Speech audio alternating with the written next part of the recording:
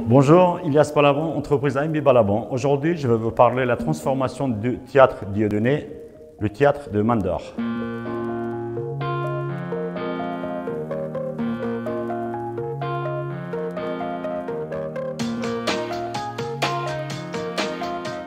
C'est vrai que ce n'est pas facile de parler de ce projet. Tout d'abord parce que quand j'ai arrivé sur place, l'enthousiasme que j'ai eu sur place, c'est un site assez classé pour moi parce que c'était une théâtre. Il y avait peut-être d'histoire dessus. C'était pas facile d'imaginer, réaliser quelque chose, sachant qu'il faut respecter, il faut trouver d'origine de bâtiment. Il faut chercher le lame de construction. Il faut chercher l'âme des théâtres. Il faut faire sortir en apparence l'existant de bâtiments plus quelques appels de cette fameuse théâtre. Donc c'était un peu compliqué. Alors imaginez, vous imaginez bien, il a fallu tout enlever. On a complètement démoli tout ce qu'il y avait à l'intérieur.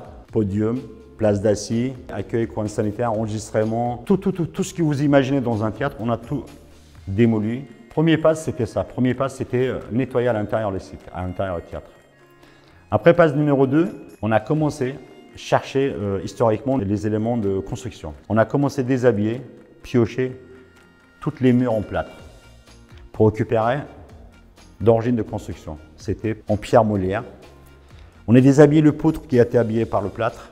On a trouvé de poutres sublimes en briques noyées avec le acier. On a trouvé de poteaux en fonte à l'entrée du théâtre. C'était assez spectaculaire. On a fait pas mal de nettoyage, déshabillage. Ça durait à peu près 3 semaines. Alors je peux vous dire que on a commencé à démolir, on a commencé à nettoyer le site. On n'avait même pas encore un projet. En fait, un endroit pareil, il ne faut pas rater, il faut faire un bon aménagement. Et il faut apporter une modernité. Du coup, aujourd'hui, c'est devenu un bureau open space avec beaucoup d'espace, cloisons vitrées, acier, etc.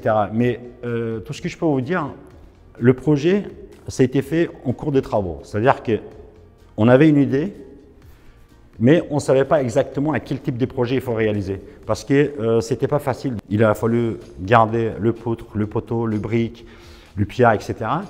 Et le parti salle, qui avait fameuse pièce d'acier et le podium, c'était 2 types de construction. Il y avait une charpente en acier assez sympa, date de, je pense que c'était 1900, début de 1900. Et toutes les murs en voisinage, c'était en pierre molière. Donc le projet s'était évalué en cours des travaux. Et il y a eu 2 mois d'arrêt de chantier exprès pour finaliser le projet.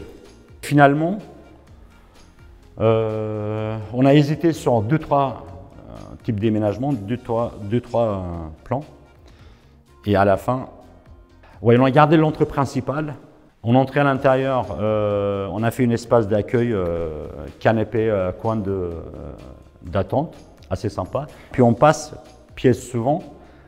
On a mis une cuisine équipée, un espace de café, détente. Alors, 3e salle, l'ancienne aussi des spectateurs, c'est devenu un patio ouvert, en espace vert, une grande open space, à peu près 200 m², et une mezzanine en acier, cloison en acier.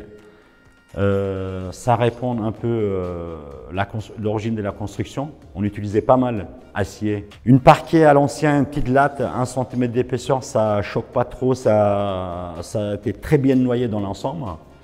Et on utilisait des cloisons acier vitrées, assez lumineuses. Je pense que l'ensemble de ce projet il est magnifique. Tout simplement, il est magnifique. Nous donnons une nouvelle vie au bâtiment, nous métamorphosons de la ville d'aujourd'hui.